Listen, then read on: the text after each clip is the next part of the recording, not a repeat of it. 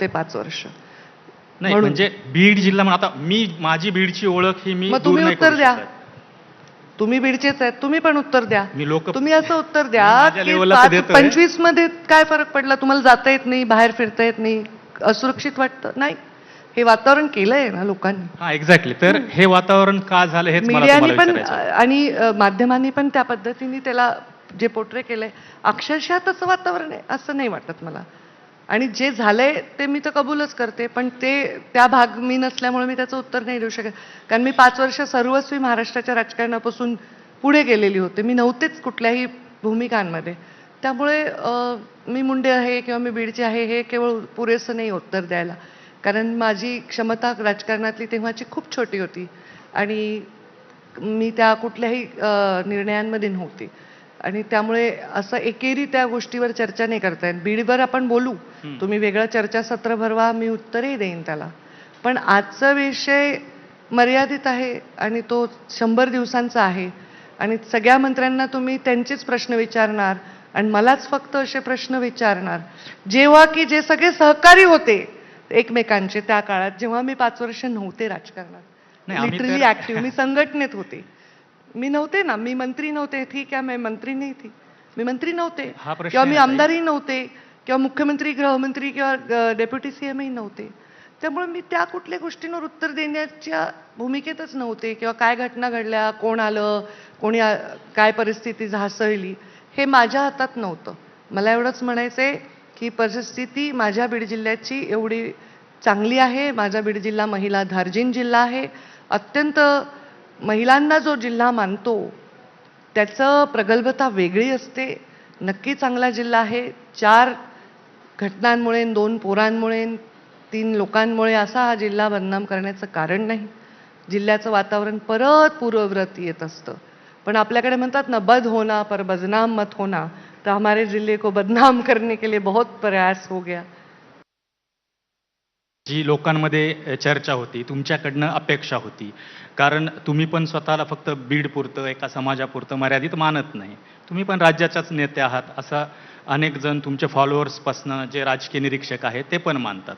म्हणून हा प्रश्न तुम्हाला सतत विचारला जातो किंवा बीडच्याबद्दल, बीडच्या घटनेच्याबद्दल, त्याच्या रिपकर्षणबद्दल, त्याचे जे पडसाद उमटले, त्याची छाया पूर्ण या महायुती सरकारवर राहिली. म्हणून फक्त हे प्रश्न तुम्हाला विचारले जातात. आणि हे उत्तर तर माझ्या हातात आहे ना, की मी तुम्हाला पण प्रश्न विचारते की आता तुम्ही मला विचारणार हे का केलं, तो निर्णय का घेतला, तर मी घेतलाच नाही, तर मी काय उत्तर देणार त्याच्यात. हे वातावरण तुम्हाला काय वाटतं की म्हणजे तुम्ही विधानसभा लढलीत तेव्हा सुद्धा एक वेगळं वातावरण होतं. त्याच्यानंतर तुम्ही लोकसभा सुद्धा लढलीत आणि सगळ्या महाराष्ट्रानं पाहिलेला आहे जो प्रश्न होता म्हणजे मराठा विरुद्ध ओबीसी वादाचं जे उगमस्थान होतं ते जालना टू बीड हेच आपण मानून चालतोय. तुम्ही ते वातावरण जवळून पाहिलं. तुमचा 4-5 हजार मतांनी फक्त लोकसभेला, आणि आज तुम्ही कदाचित दिल्लीत असतात आणि कदाचित या सगळ्या प्रश्नांपासून तुमची सुटका थोडीफार तरी झाली असती. नाही, मी तरी मुंडेच राहिले असते ना. तुम्ही मला थोडीच सोडलं. नाही, तो भाग तर तो आहेच आहे, कारण ते आता ती गोपीनाथरावांची लिगेसी आहे त्याच्यापासून, तर म्हणजे तुम्हाला पण सुटका नकोय. लिगेसी आहे ना, आणि मी या कोसो दूर आहेत अशा गोष्टींपासून. गोपीनाथरावांनी जीवनामध्ये, आयुष्यामध्ये दाऊद इब्राहिमला पण घाबरले नाही, गोळी खायला पण घाबरले नाही. तीच धमक माझ्यात आहे. तुमच्या प्रश्नांच्या गोळ्यांनाही मी घाबरत नाही.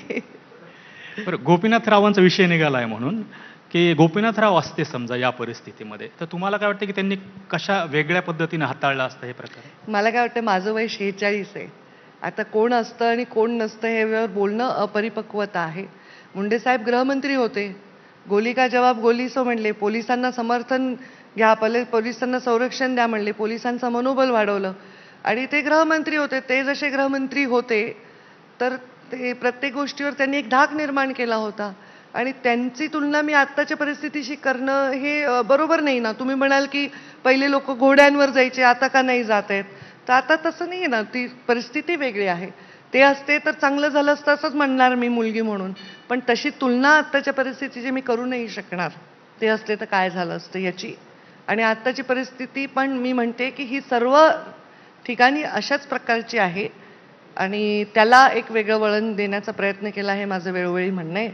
त्या बिचाऱ्या ज्याचा जीव गेला नाहक त्याला न्याय देणं ही एकमेव भूमिका आहे. आणि म्हणजे अगेन आपण गोपीनाथरावांना बाजूला करून आपण बीडच्याबद्दल बोलू शकत नाही. त्यांच्याबद्दल जे बोललं जातं, जी जनभावना आहे, त्यांना लोकनेते म्हणतात. तर गोपीनाथराव गेल्यामुळं अकाली बीड 10-15 वर्ष मागं गेलं असं म्हणतात. आणि त्याचाच परिणाम मग समाजातली जी काही एक धरून ठेवणं असतं, ते मुंडे कधी कशाला साहेब- घाबरले नाहीत ते. मुंडे साहेब माझे पिता होते आणि त्यांनी 1000 वर्ष जगावं असं मला वाटतं. अजूनही मला वाटतं ते असायला पाहिजे होते, बाकी काही नसतं तरी चाललं असतं. उगीच बाबा मंत्री झाले, उगीच मग मी कशाला राजकारणात आली असते, असंही झालं. मी आधी होते, पण बाबा असते तर मी नसते राहिले राजकारणात. पण मला असं वाटतं की बीड 15 वर्ष मागे गेला असं म्हणणं तसं नाही. पुंडे काय बीडचे नव्हते, ते महाराष्ट्राचे होते. कदाचित महाराष्ट्राच्या लोकांच्या अपेक्षा होत्या की मुंडे साहेबांनी महाराष्ट्राला इथे नेलं असतं, तिथे नेलं असतं, असं वाटणं साहजिक आहे.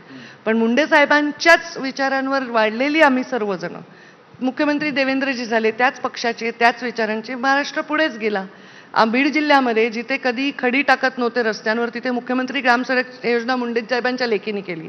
तिथे नॅशनल हायवे गडकरी साहेबांनी एका पत्रावर आम्हाला दिले. एका शब्दावर आम्हाला मोदीजींनी जी रेल्वे, कधी तुम्हीच आहेत ना बीड जिल्ह्याचे, जी कधीच झाली नाही, त्या वातावरणावर आपण बोलतोय, ती रेल्वे बीड जिल्ह्यामध्ये आली. आणि आज बीड जिल्ह्यामध्ये इतक्या प्रकारचं व्यवस्थित वातावरण झालं, एवढा विकास झाला. महाराष्ट्रामध्ये हीच योजना सगळ्या झाल्या. जलयुक्त शिवार झालं, 500-500 टँकर असणारा जिल्हा दुष्काळमुक्त झाला, टँकरमुक्त झाला. हे सगळ्या गोष्टी अचीव झाल्या, हे मुंडे साहेबांचेच विचार आहेत. ते नसले तरी आम्ही त्यांना जे हवं होतं तेच करत होतो. आणि माझं म्हणते मी, माझं आणि माझ्या पक्षाचं. आणि हा जो बीडच्या बद्दल सतत गेल्या काही 100 दिवसामध्ये जास्त उल्लेख केला जातोय, तर तो तुम्हाला असं वाटतं का की तो अन्यायकारक आहे आणि तो पुसून काढण्यासाठी आता काय करायला पाहिजे असं तुम्हाला वाटतं, ॲज अ सरकार म्हणून सुद्धा आणि आता बीडच्या कसं प्रतिनिधी आहे, म्हणून? झालेली गोष्ट झाली. एक शेर है ना, उम्र भर गालिब यही भूल करता रहा, दाग चेहरे पर था आईना साफ करता रहा. आपण जिथे ॲक्च्युली लक्ष द्यायला पाहिजे तिथे नाही देत.